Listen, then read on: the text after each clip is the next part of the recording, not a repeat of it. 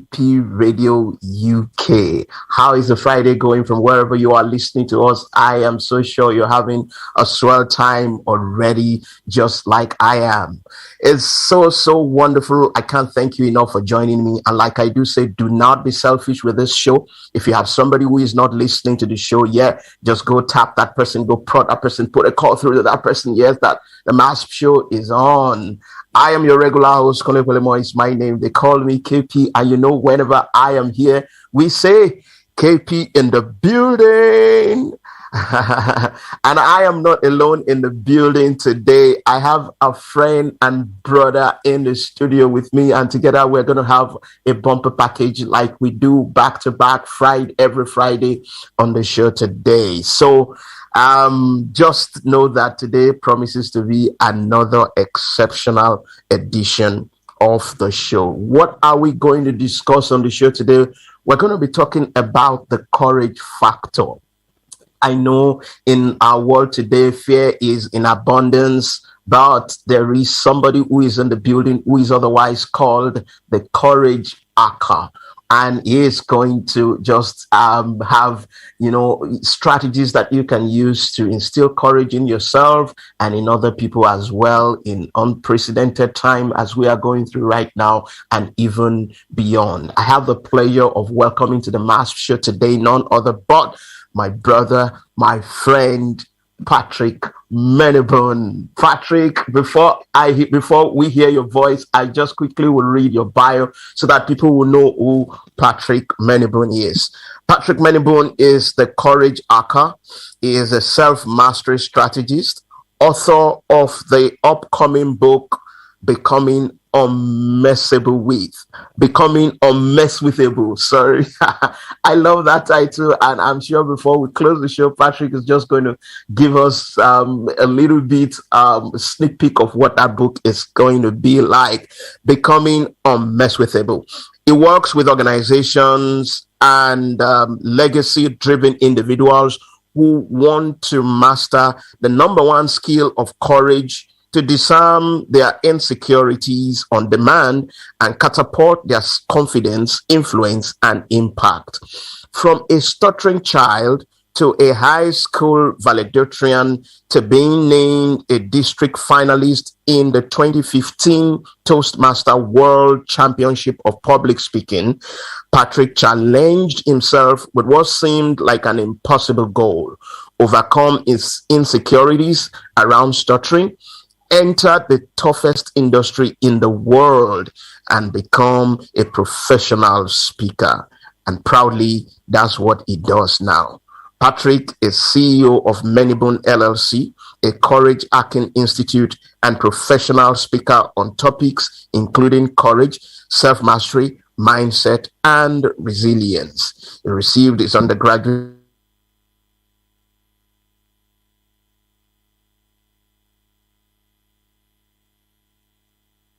degree from Metropolitan St. Mary's University of Minnesota, Twin City.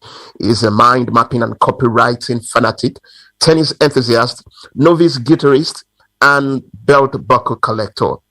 He was born in Liberia,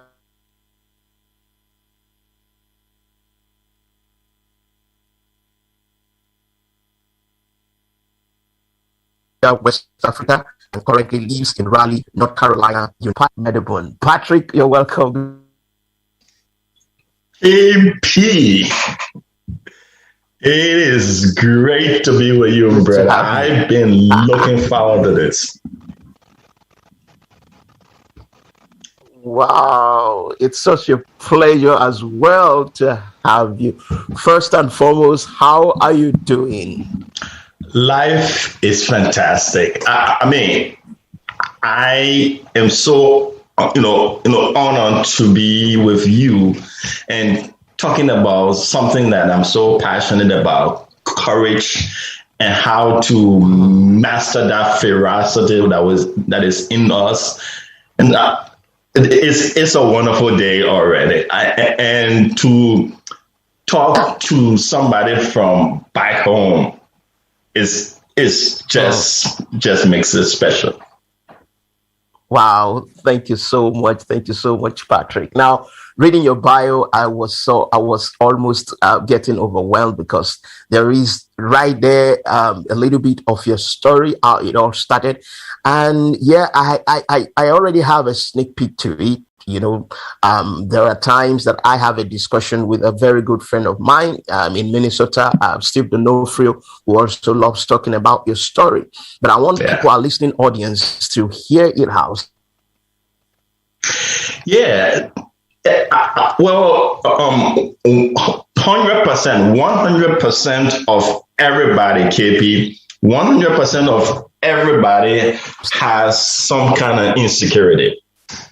So whether we're talking about the big politicians or we're talking about the celebrities that we all look up to, sports stars, name them, everyone has some form of insecurity.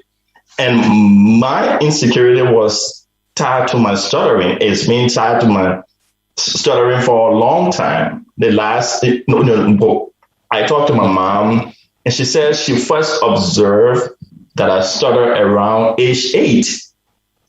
And I got intrigued. I'm like, what happened between age 7 and age 8? But I did not even realize that I stutter, at least for the first 12 years of my life. I forgot about it because my whole outlook was just focused on helping others and being out there, being a little more extroverted. And then when I turned 13, my mom had to leave Liberia to come to the United States because of the combination of politics and travel things and pretty much the same thing that we go through in Africa to different parts of Africa. You are from one of the most diverse countries in the world, and you understand those dynamics.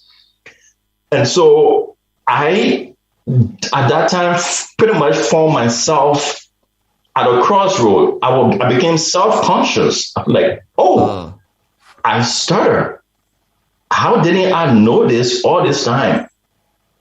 But my mom was the glue that held everything together. My mom was the glue that held the family. My mom was the glue that held even me. My whole self-esteem and self-belief, I didn't realize was tied to her. And now she's gone. On this particular day, I woke up from bed in the house that I've always known. My mom there. And at night, I go to bed in another house, another location. My mom is not there, and I had to cry myself to sleep. And that when my whole life took a down spiral, and I started to allow myself to be defined by stuttering.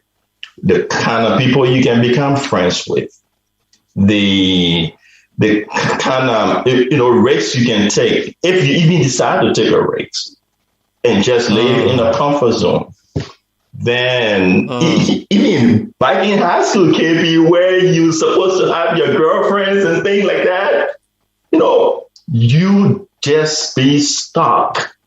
Because there is something that we define ourselves by. And in my case, it was stuttering. And everybody who is listening to this have their own little version of stuttering. And that thing consumed my life. It started to fall apart when I got into the 9th grade. There's this competitive part of us, KP, that regardless of what the insecurity is, we got something there. And so in the 9th grade, I came up on the top of my class. But then I was told, gosh, you got to speak. And my insecurity took over again. The fear took over, KP. I skipped my own 9th grade graduation. Wow. To this day, it still haunts me. And the problem with skipping things because of our insecurity or skipping problems or taking some kind of path around it, the problem always goes ahead and waits for us. And that was what happened. When I got to high school, I graduated again at the top of my high school class. I was the class valedictorian. Again, I had to speak. And this time I told the school principal right up front, told her, hey, I'm not going to speak and you can't do anything about it. Yeah. But she convinced me that there was more to me than the stuttering. And that's the message that I want your audience to take. Regardless of what the insecurity is, there is much more to you than that we allow to define us. And so, over time, I left Liberia, came to the United States, and you pretty much still have the same struggle until I made a decision one day, KP, that I was going to allow somebody else to worry about my stuttering. Wow. That's another message to your audience. Let somebody else worry about your insecurity. You got much bigger things to do on the face of this earth. And so when I made that decision, everything started to change. And it is part of the reason why I'm with you today. Yeah. Wow. That's amazing. That's so amazing. I mean, from the beginning to where you are right now, it's been amazing. And like you said, there is more to everybody who is listening now, beyond your insecurities, beyond what you're going through, beyond your stuttering. It could be your financial incapability. It could be, everything around you that creates insecurity. There is more to you, just like Patrick is saying. Wow, there is more to come on the show. We're going to take a breather right now. And when we come back, Patrick is still in the building. Let's go for a musical break. We'll be back after that.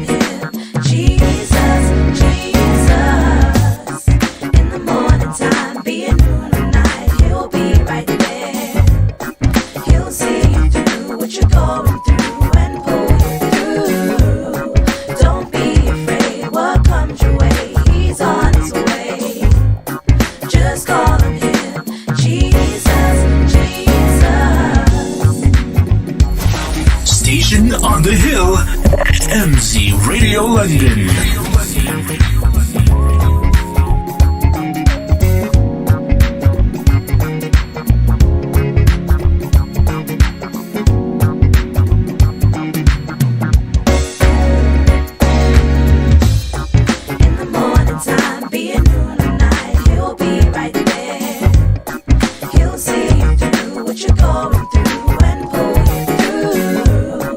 Don't be afraid what comes your way. He's on his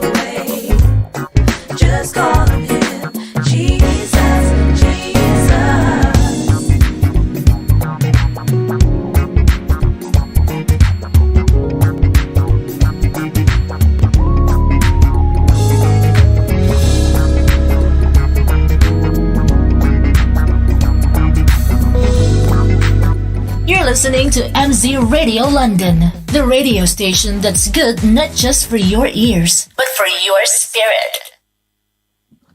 Yeah, that's MZ Radio London for you, the station that's not just only good for your hair, but for your spirit as well.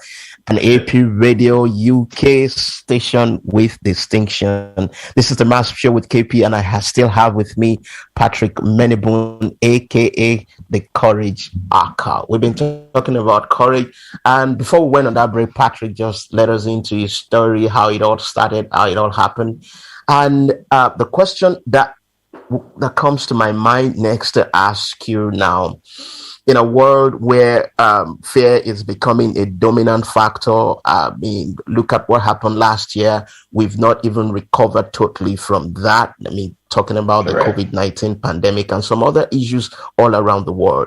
What are the ways, or in other words, strategies for instilling courage in ourselves and other people as well? Patrick. That is a great question there, KP, because I learned that we as humans were born with only two fears.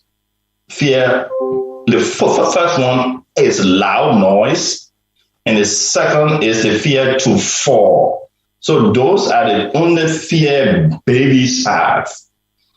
And I think the only reason why they probably have it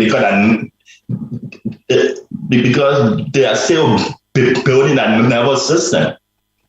But practically, if we look at babies and kids, they got no fear.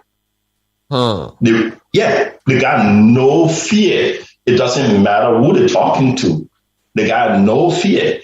But there was some point where somebody told this little, child who was so who wanted to say something, was anxious to speak up.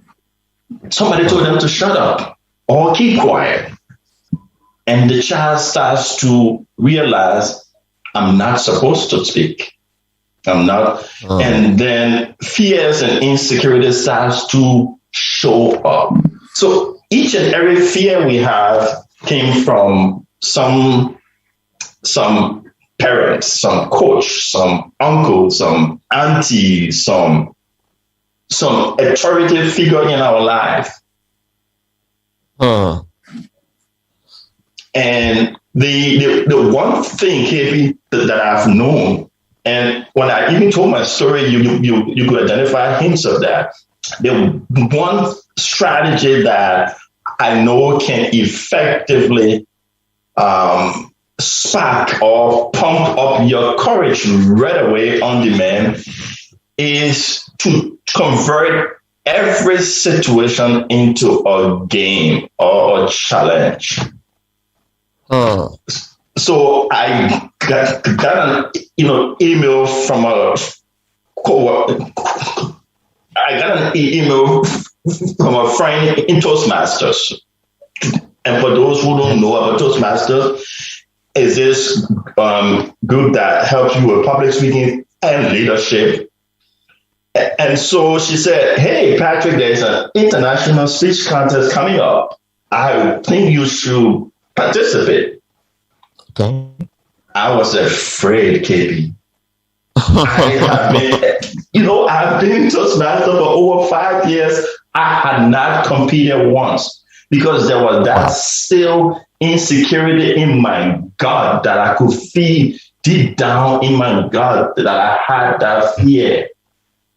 And when she sent me the email, I had the fear. My first instinct was to say, no, come up with excuses. But then I took that as a challenge, even though it wasn't a challenge when she sent it. I turned her suggestion into a challenge, into a game. And the beauty of the game, KP, is there is nothing that invokes so much emotion out of us than a game, than a competition, than something that's the reason why kids can spend hours playing games. That's the reason why you and I, when you, again, going back to Nigeria, it's one of the most diverse countries on the earth politically, from your tribal, religion. But when the super ego is playing, what happened? Everybody is fired up. Everybody, exactly, absolutely. Yes. And so you use the same strategy. It's inherent within us because a game gives you instant gratification. One, it shows you instant progress. It shows you loss or win.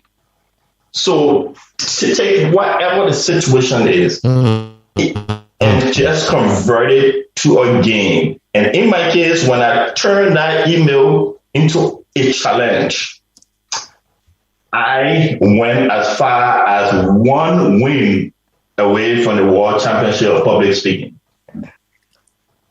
Wow. Because I had something to propel. That's the significance of. So I gave you another example. You go to, a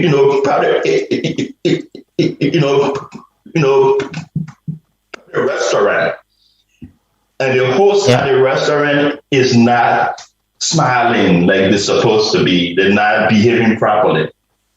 You can turn that into a game in order to get them to do what you want. So, like you say, hey, I will bet you for $5 if you just smile. That's a game. I mean, just convert things figure out how you can convert things into a game.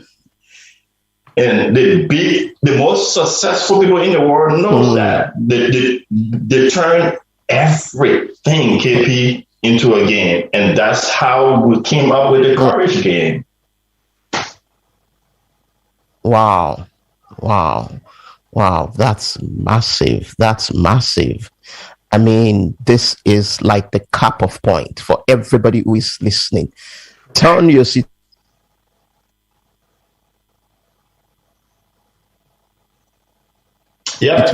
into a game. You don't go to football pitch trying to play a game with a mindset of losing. Turn it to a game from the courage aka himself, Patrick Meniboon. I mean, how time flies when you're doing something good. We just have a couple of minutes left on the show. I read something while reading your bio, the title of your upcoming book. Yeah, it's becoming unmesswithable. So becoming, yeah. Go ahead. Yeah, it is becoming unmesswithable. When we allow our insecurity to define us, we are messwithable. But when we master ourselves, when we master our emotions, we master our thoughts, we become unmesswithable. So I'm essentially just telling my story about going from stuttering to professional speaking. It's more of a memoir. So.